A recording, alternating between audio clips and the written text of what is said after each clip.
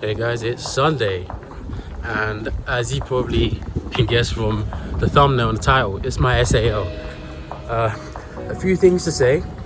I don't know what to expect today because as you probably noticed, maybe you didn't notice, but I went from my training of last week straight into competition.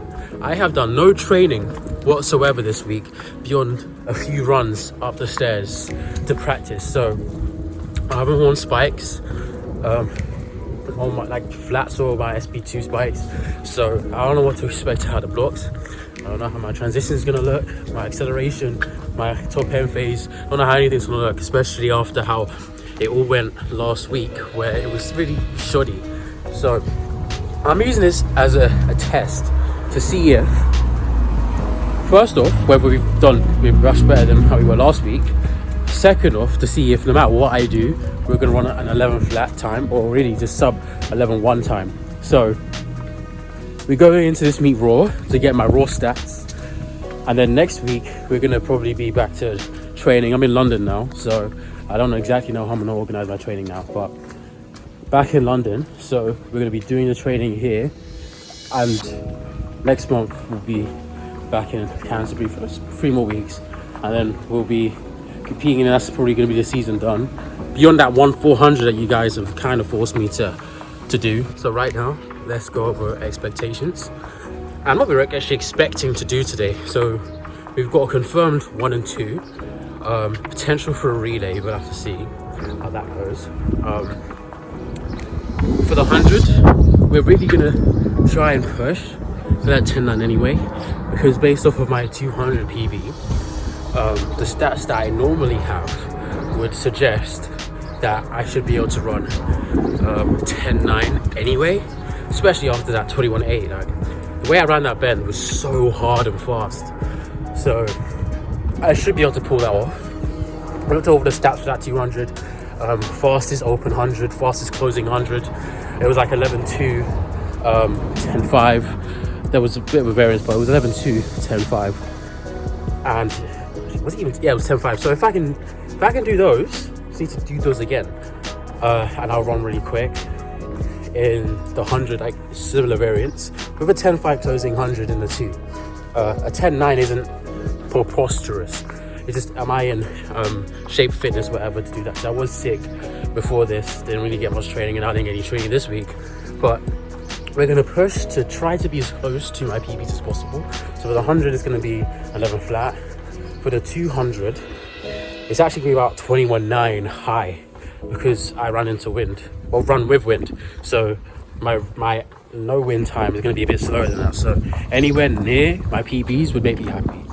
But beyond that, it just raised execution and try not to fall apart. But it shouldn't be that big of an issue, but we'll see what happens. When it came to the community post about what times I wanted to run for the 1 and the 2, I was notoriously late today, or this time. I think I put it out 2 days ago. So not that many people have seen it. Got a lot of likes though, so all the people that liked and didn't put down the time, you're part of the problem. But because of that, we're gonna have to run off my own times, and because Christabel dropped some times for me, her times. For the 100, we're the same. I always give it like a 0.1 variance for me and her. The 100, we both got 10.9, so 10.9 and 11 flat. And then for the 200, she said 21.7 to 21.8, so at least the PB is pretty much what she said.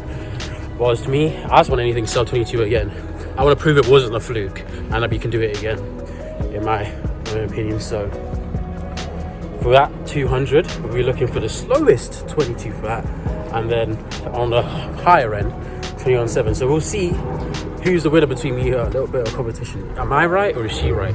If we drop a 10.9, I'll give it to her. If I drop in a like 11-ish something, I'll give it to me. So we'll see. And then for the 200, the variance is obviously quite obvious. 21.7 to 8, 21.9 to 22 really. Let's see what happens. Let me explain to you guys how I do meets, like warming up and stuff. So I'll look at the track, and then I'll see how big, where is it? The stadium is right where my head is. Like where you can sit, Now look around, see where you can warm up, pretend to like warming up on the track. So right now there's 400 hurdles on the track, so I can't warm up on the track. So I'll look somewhere else. Can I warm up on the infield? The grass would be my second choice. I'd rather warm up over there-ish, where there's like red on both sides of the infield, where the track is. If I can't warm up there, then I'll start looking around, walking, and that brings us to back there where I'm allowed to warm up because there's no space. So let's get started.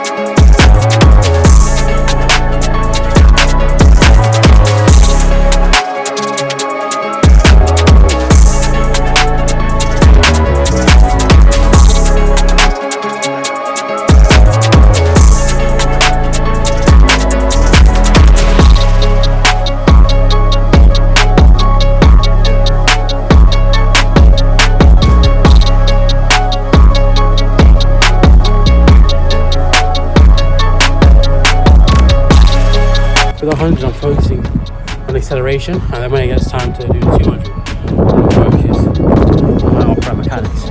See how I do it. I can't do it all at once like I normally do for warm up because I'm pretty much practicing. I'm in training right now, not so much competing. So we'll see how this fares for me.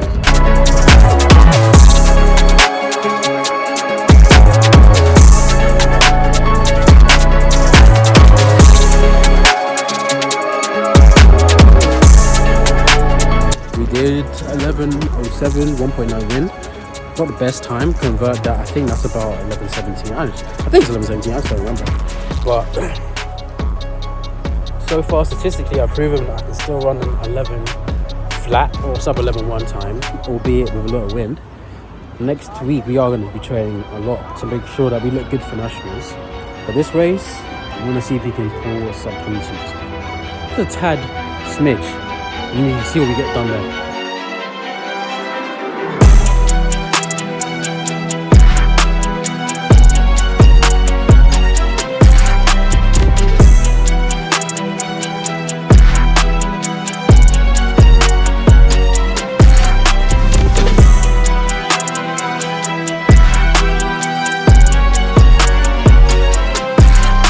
I ran 22.22 with a 3.9 win. Don't ask me how. I feel like trash. My head hurts, my legs are bad. My technique is too bad, and my speed reserves are pretty gone. On the 100 I usually push, I couldn't push. I don't know what's going on. I feel like trash. My head, it really hurts. I'm gonna eat. My team captain still has me in for the 4x1.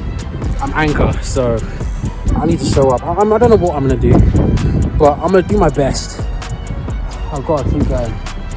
Well, I don't know what's going on today. I mean, I kind of do actually. I haven't trained in like 3 weeks properly.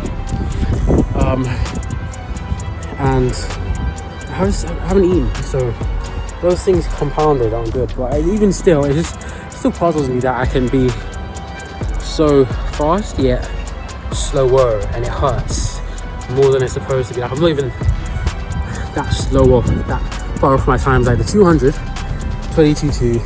The wind didn't affect my time, I'll be honest. But let's focus on 100. We're about 2 tenths slower.